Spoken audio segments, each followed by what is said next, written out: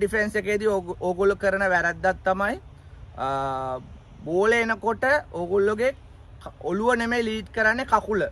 ඒ කියන්නේ සමහර අය බෝල එනකොට කකුල දා ගන්නවා. ඇඟ පස්සට තියාගෙන ඔළුව පස්සට තියාගෙන ඉස්සරහා කකුල දා ගන්නවා. ඉතින් මම ගොඩාක් යං ක්‍රිකටර්ස්ලා අලුතෙන් පටන් ගන්න ගොඩාක් ක්‍රිකටර්ස්ලාගේ දැකලා තියෙනවා බෝලේ අපිට පිච් වෙනකොට අපි අපේ ඔළුවයි උරේසයි වැලමිටයි ගෙනියන්නේ නැතුව ගොඩාක් යං ක්‍රිකටර්ස්ලා මෙන්න මේ ආකාරයට කකුල දා ගන්නවා. ඔයගොල්ලෝ කකුල දාගත්තාම පේනවා ඇති ඔයගොල්ලෝගේ ඔළුව තියෙන්නේ අර මම ඉස්සෙල්ලා බේසික් එකේ කිව්වා වගේ ඉස්සරහා ෆෑඩ් එක උඩ නෙමෙයි. ඔයගොල්ලෝගේ ඔළුවේ තියෙන්නේ කකුල් දෙක මැද. එතකොට ඉස්සරහා පිච් වෙන බෝල් එක පේන්නේ. ඒක නිසා ඔයගොල්ලෝ හැමතිස්සෙම බෝල් එක ඉස්සරහට පිච් වෙනකොට ඔයගොල්ලෝගේ ඔළුවයි උරේසයි වැලමිටයි බෝලේ පිච් වෙන ලයින් එක කෙලින් ගෙනියන්න පුරුදු වෙන්න. ෆෝවර්ඩ් ඩිෆෙන්ස් එකේ ඔයගොල්ලෝ කරන තව වැරද්දක් තමයි ළමයි ෆෝවර්ඩ් ඩිෆෙන්ස් එක ගහද්දි ගොඩක් කට්ටියගේ ඉස්සරහා උඩ අත টপ හෑන්ඩ් එක හයියෙන් අල්ලගන්න. ඕගොල්ලෝ টপ හෑන්ඩ් එක හරහට නවා ගන්නවා. මම ඕගොල්ලන්ට ඒක පෙන්නන්නම් ඒ වැරද්ද ඕගොල්ලෝ කරන වැරද්ද මොකද්ද කියලා. මෙන්න මේ ආකාරයට ෆෝවර්ඩ් එක ගහද්දි ඕගොල්ලෝගේ මේ වැලමිට තියෙන්නේ ළමයි ස්ක්වාලෙක් පැත්තට. ස්ක්වාලෙක් පැත්තට තිබ්බම මේ টপ හෑන්ඩ් එක පන නැහැ. මේ මැනික් කටුව රිස්ට් එක කැඩිලා වගේ තියෙන්නේ. ඒක නිසා අපි හැමතිස්සෙම කියන්නේ ෆෝවර්ඩ් ඩිෆෙන්ස් එක ගහද්දි මේ මැනික් කටුව එල්බෝ එක පුළුවන් තරම් උඩට ගන්න කියලා. කවුරුත් මෙහෙම හරහට නවන්න එපා. එතකොට මේ අත පන නැති වෙනවා. ඒක නිසා ෆෝවර්ඩ් ඩිෆෙන්ස් එකක් ගහද්දි පුළුවන් තරම් টপ හෑන්ඩ් එක හයියෙන් අල්ලගෙන ළමයාට කියන්න මේ එල්බෝ එක පුළුවන් තරම් උඩට ගන්න කියලා. උඩටම ගන්න සමහරලාට බැරි වෙන්න පුළුවන්. සාමාන්‍යයෙන් අපි ඒක කියන්නේ එයාගේ টপ හෑන්ඩ් එක ටයිට් කරන්න. ඒක නිසා පුළුවන් තරම් කියන්න টপ හෑන්ඩ් එක කෙලින් ගන්න. ෆෝවර්ඩ් ඩිෆෙන්ස් එක කියන්නේ টপ හෑන්ඩ් එකෙන් ගහන ෂොට් එකක්. ඒක නිසා টপ හෑන්ඩ් එක ටයිට්, බොටම් හෑන්ඩ් එක ලූස් තියෙන්න ඕනේ. ෆෝවර්ඩ් ඩිෆෙන්ස් එකේ ඕගොල්ලෝ කරන ඊළඟ වැරද්දක් තමයි ළමයි ඕගොල්ලෝගේ බෑක් ෆුට් එක. බෑක් ෆුට් එක නවා ගන්නවා. සමහර අය කියන්නේ ෆෝවර්ඩ් ඩිෆෙන්ස් එකේ මම ඔයාලා ඉස්සලා බේසික් එකේ කිව්වා අපේ පිටිපස්සේ කකුල හීල් එකෙන් ඉස්සිලා පිටිපස්සේ කකුල හොඳට කෙලින් තියෙන්න ඕනේ කියලා. එතකොට ගොඩක් අය කරනවා පිටිපස්සේ කකුල නවා ගන්නවා. ඉතින් ඒක වැරද්ද කරන්න එපා. මොකද එහෙම වුණොත් වෙන්නේ ළමයි අපේ ඇඟේ වේට් එක පිටිපස්සේ කකුලට යනවා. පිටිපස්සේ කකුලට යනකොට අපේ බොඩි එක ඔක්කොම පිටිපස්සේ තියෙන්නේ ඉස්සරහාට පිච් එක ගුඩ් ලෙන්ත් එකට පිච් වෙන බෝල් එක පේන්නේ. ඒක නිසා පුළුවන් තරම් පිටිපස්සේ කකුල හීල් එකට ඇවිල්ලා පිටිපස්සේ කකුල හොඳට ස්ට්‍රේට් කෙලින් නැවෙන්නේ නැති විදිහට තියාගන්න උත්සාහ කරන්න.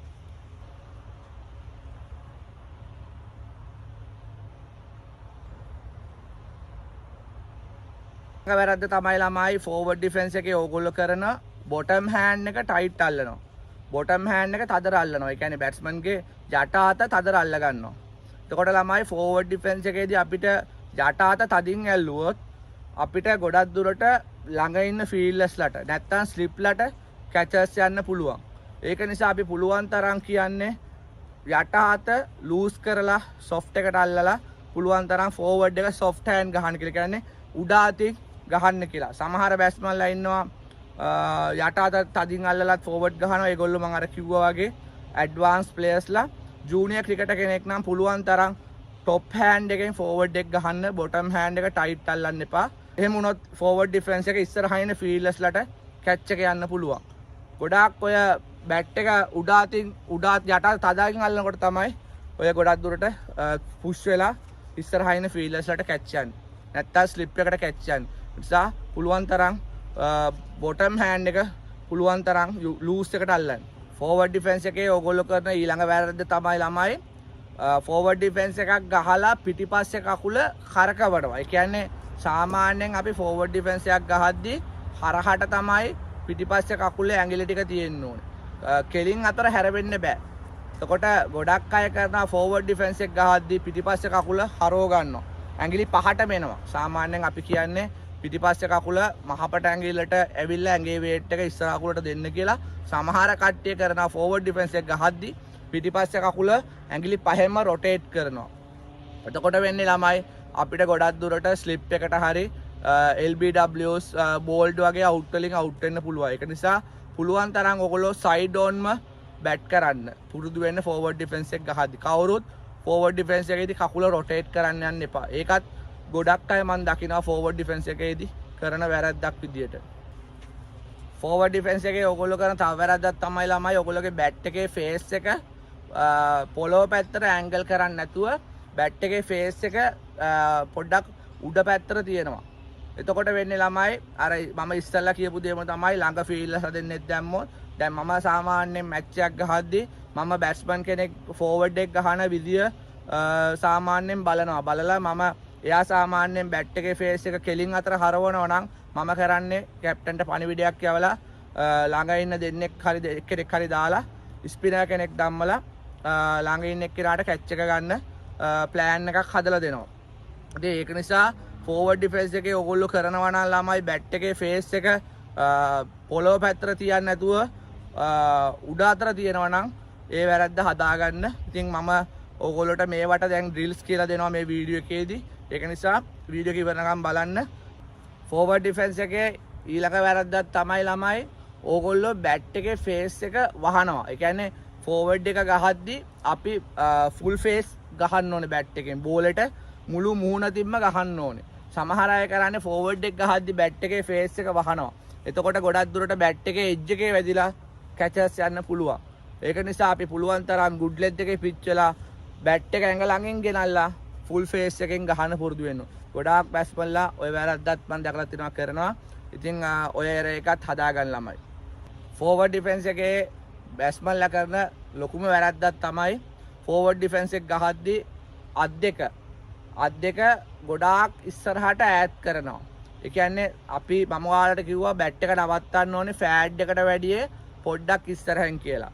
ගොඩාක් අය කරන්නේ බැට් එක නවත්තන්නේ අත් දෙක ඉස්සරහට දිගෑරලා. එහෙම දිගෑරියම ළමයි අපිට ගොඩක් දුරට කැචර්ස් යන්න පුළුවන්. ඒක නිසා ඔයගොල්ලෝ පුළුවන් තරම් අත් දෙක නවත්තද්දී පුළුවන් තරම් ඉස්සරහා ෆෑඩ් එකට පොඩ්ඩක් ඉස්සරහින් නවත්ත ගන්න.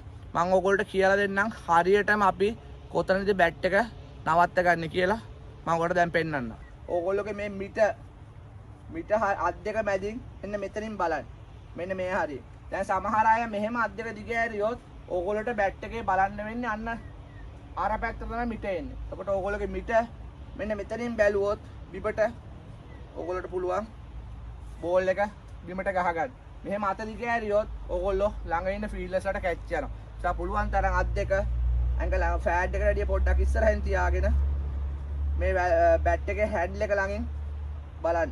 ළමයි ඔයිට වැඩිය තව ගොඩාක් වැරදි ඕගොල්ලෝ කරනවා බෑ ෆෝවර්ඩ් ඩිෆෙන්ස් එක ගහද්දි. ඉතින් මම කාරණා දැන් ඔයගොල්ලන්ට ගොඩාක් කිව්වා මේ ෆෝවර්ඩ් ඩිෆෙන්ස් එකේ ඔයගොල්ලෝ කරන වැරදි.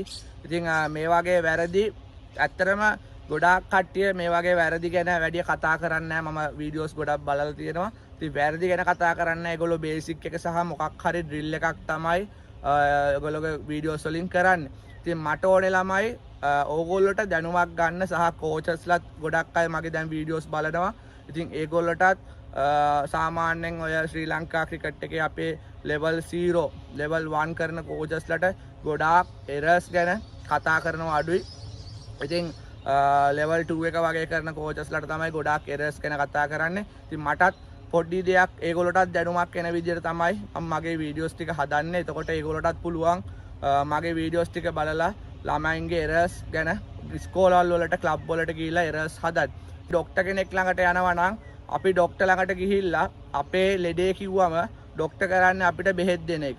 නැතුව ડોක්ටර් ගිහිල්ලා ඒ උනේ බේසික් එක උන වෙන්න හේතුව ඒවා මේවා හොයන්නේ නැහැ නේ. එයා කරන්නේ අපේ ලෙඩේ කිව්වම ලෙඩට බෙහෙත දෙන එක.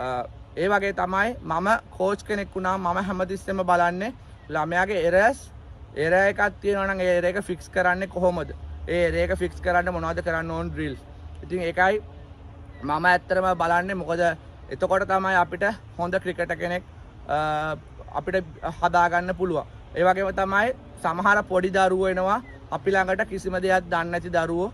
ඉතින් මම පුළුවන් තරම් try කරන්නේ දැන් දෙමාපියෙක් විදියට හැම දෙමාපියන්ගෙන් බලාපොරොත්තුව තමයි ළමයාව අපි ළඟට එවන්නේ හොඳ තැනකට ගන්න. එතකොට අපි කරන්න ඕනේ එයාව පුළුවන් තරම් අපේ දැනුම ඒගොල්ලන්ට කියලා දීලා එයාලගේ එරර්ස් තියෙනවා නම් ඩ්‍රිල්ස් කියලා දීලා එයාලව ඉම්ප්‍රූව් කරන්න.